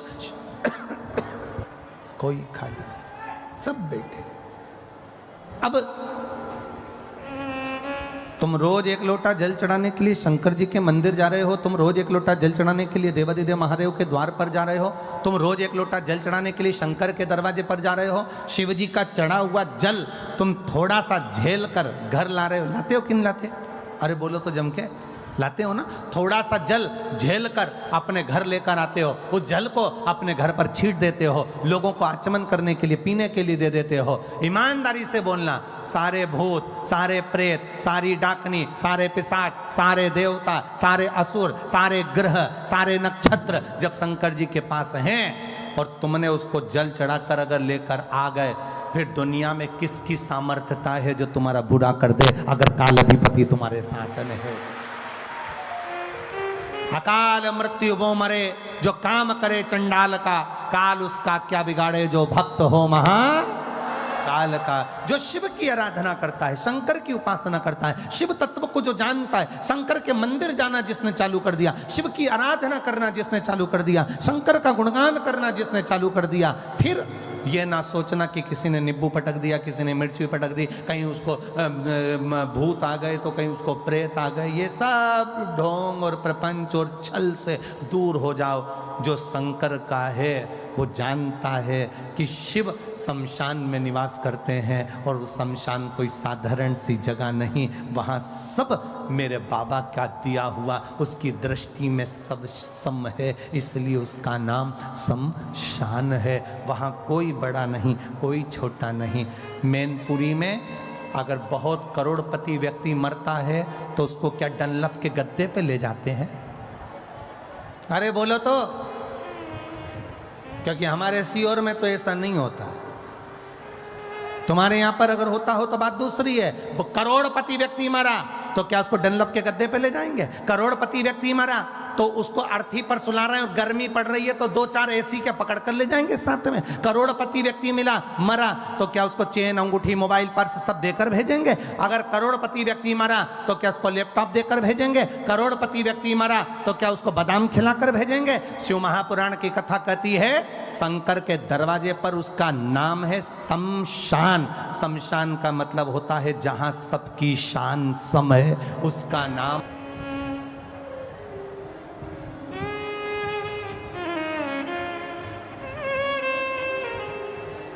मेरा नाम पुष्पा पांडे, पति का नाम अरविंद पांडे, जिला मैनपुरी, ग्राम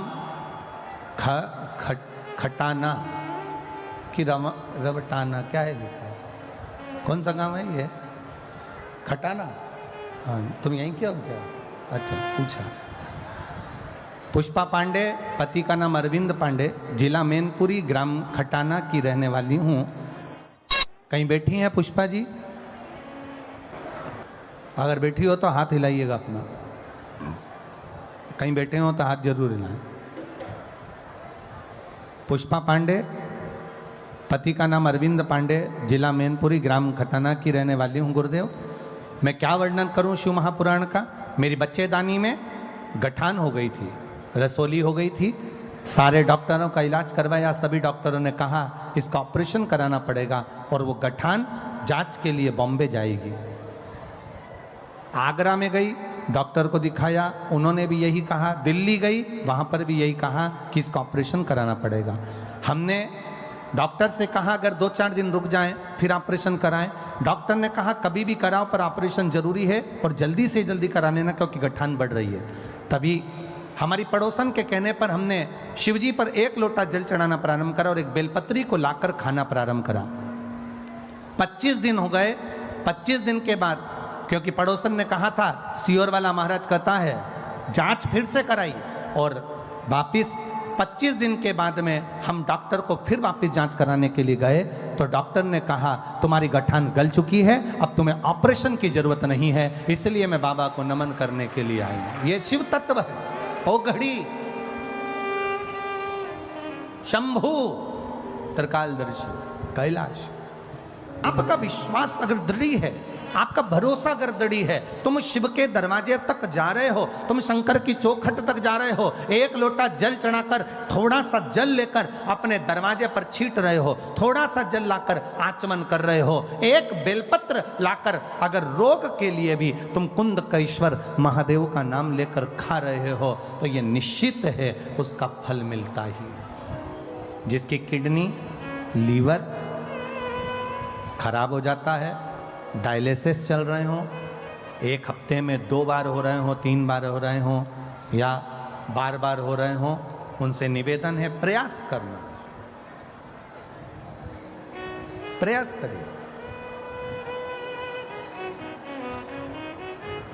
एक सफेद दुर्वा, दुर्वा जानते हो सब लोग? अरे जम के तो बोलो। वो गणेश जी को जो धूप चढ़ती है दुर्वा, वो हरी होती है। ये जितनी हरी दुर्वा लगी होती है, इसमें एक सफेद दुर्वा भी लगी होती है, सफेद कलर की दुर्वा होती है। एक सफेद दुर्वा शिव जी को समर्पित कर कर, 1 लोटा जल कुंदकेश्वर अवधूतेश्वर महादेव का नाम लेकर शंकर को समर्पित करें, और उस जल को लेकर वो दुर्वा को वापिस उठाकर ले आए। जिसके डायलिसिस चल रहे हों या जिसका किडनी लीवर बेकार हो रहा हो, वो जल जो शिवजी पे चढ़ा हुआ है दुर्वा वाला, वो जल उसको दें। वो दुर्वा फिर वापस पानी में गला दें, और उसका पानी उस डायलिसिस वाले को, ज़्यादा मात्रा में पानी नहीं देना, केवल ये समझ लो कि एक छोटी चम्मच होती है, तो छोटी चम्मच से आधा चम्मच पानी भी अगर आपने उसको दिया, और उसके 1 हफ्ते में अगर 2 भी डायलिसिस चल रहे हैं, और कुंदकेश्वर अवधूतेश्वर महादेव का नाम लेकर अगर आप समर्पित कर रहे हो और वो जल उसको दे रहे हो, तो ये निश्चित है कि 4-5 हफ्ते में उसके डायलिसिस धीरे धीरे कम होना चालू हो जाएंगे और उसको लाभ मिलना प्रारंभ हो जाएगा, उसको लाभ मिलना प्रारंभ हो जाएगा। पर करना कब है इसको, कब कर सकते हैं? तो शिव महापुराण की कथा में वर्णन आया है, सावन का जो अधिक मास है, इस सावन के अधिक मास में जो शिवरात्रि पड़ेगी, अधिक मास की एक शिवरात्रि पड़ती है, तो अधिक मास की जो शिवरात्रि पड़ेगी, उसी दिन में कभी भी शाम तक, रात्रि तक, तुम्हारी जब मर्जी पड़ जाए, तब देवाधिदेव महादेव को वो दुर्वा समर्पित कर कर उस जल को लाकर उस जीव को अवश्य प्रदान करें, उसको अवश्य दे। शंभु ओघड़े है शंकर, ओघड़े।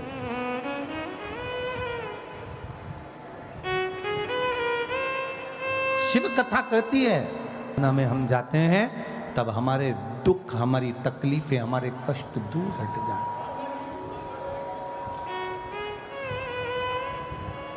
जी ने मन में सोचा कि ये सृष्टि की रचना तो मैं कर लूंगा, इसमें कोई बड़ी बात नहीं है।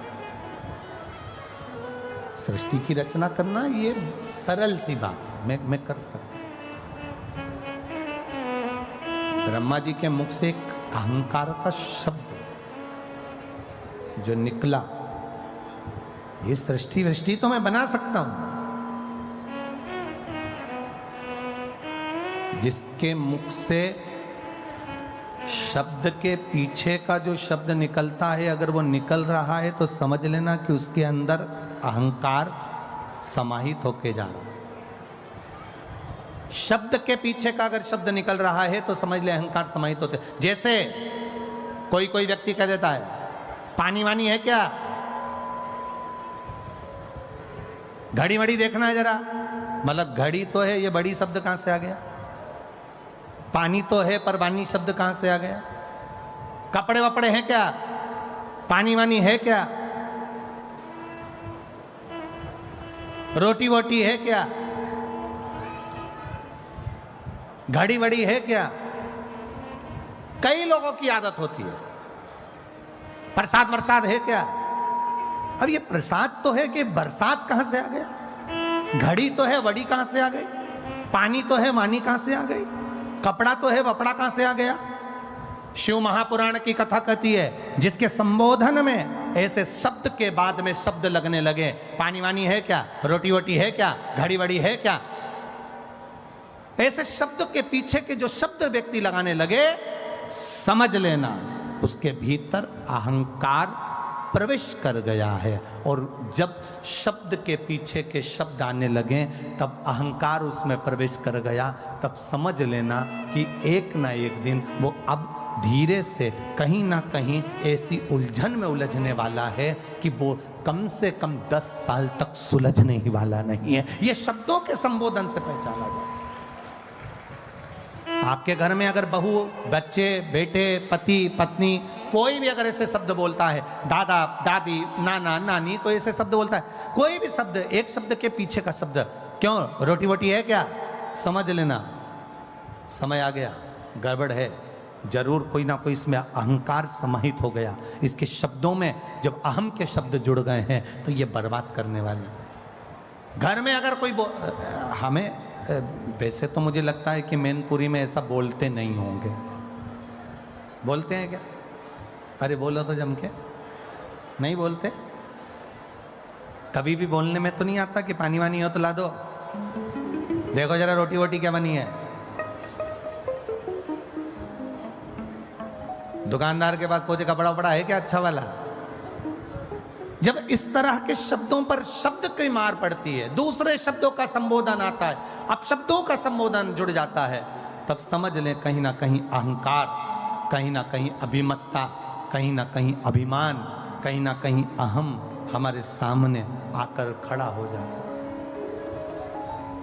अब जब वो अहम, अभिमान हमारे सामने आकर खड़ा होता है तो वो हमको धीरे धीरे धीरे धीरे बर्बादी की ओर लेकर चले जाते। सृष्टि की रचना करो, मना क्या? ब्रह्मा जी ने सृष्टि की रचना करी। ब्रह्मा जी ने जब सृष्टि की रचना करना प्रारंभ करा, सृष्टि की रचना करना जब ब्रह्मदेव चालू करे, तो सबसे पहले ब्रह्मा जी ने जो सृष्टि रची वो किन्नरों की सृष्टि की रचना कर दी। चारों तरफ किन्नरी किन्नर, किन्नरी किन्नर, चारों तरफ, चारों तरफ किन्नर भरे। भगवान नारायण को हंसी आ गई। शिव जी ने देखा कि तुमने हंसा, अच्छा कार्य नहीं किया है महाराज, तुम हंसे हो, ये ठीक नहीं है। हे नारायण, विकलांग पर, मंदबुद्धि पर, दुर्बल पर, बहुत मोटे व्यक्ति पर, छोटे नाटे से व्यक्ति पर, कोई हाइट में कम है, ठिग्गा रह गया, नाटा हो गया, उस व्यक्ति पर, मंदबुद्धि पर, कमजोर पर, शरीर से रोग से ग्रसित व्यक्ति पर,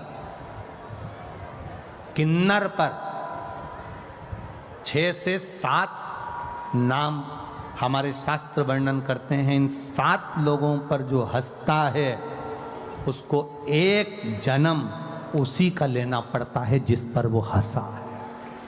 एक जन्म उसको उसी का लेना पड़ता है। एक जन्म वो वैसा ही निकालता है।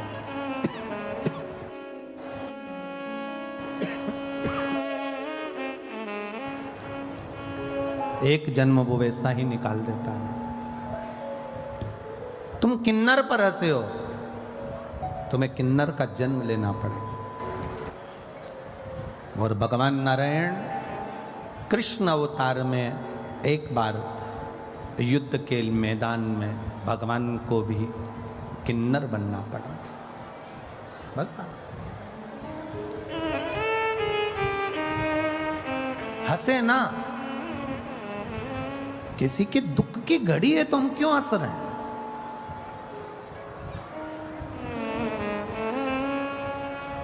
कोई नारी का अपमान कर रहा है, कोई नारी को गाली दे रहा है, कोई स्त्री को मार रहा है, कोई स्त्री को ताना दे रहा है, कोई स्त्री रो रही है और हम हंस रहे हैं, हम प्रसन्न हो रहे हैं। ये श्रेष्ठता नहीं है।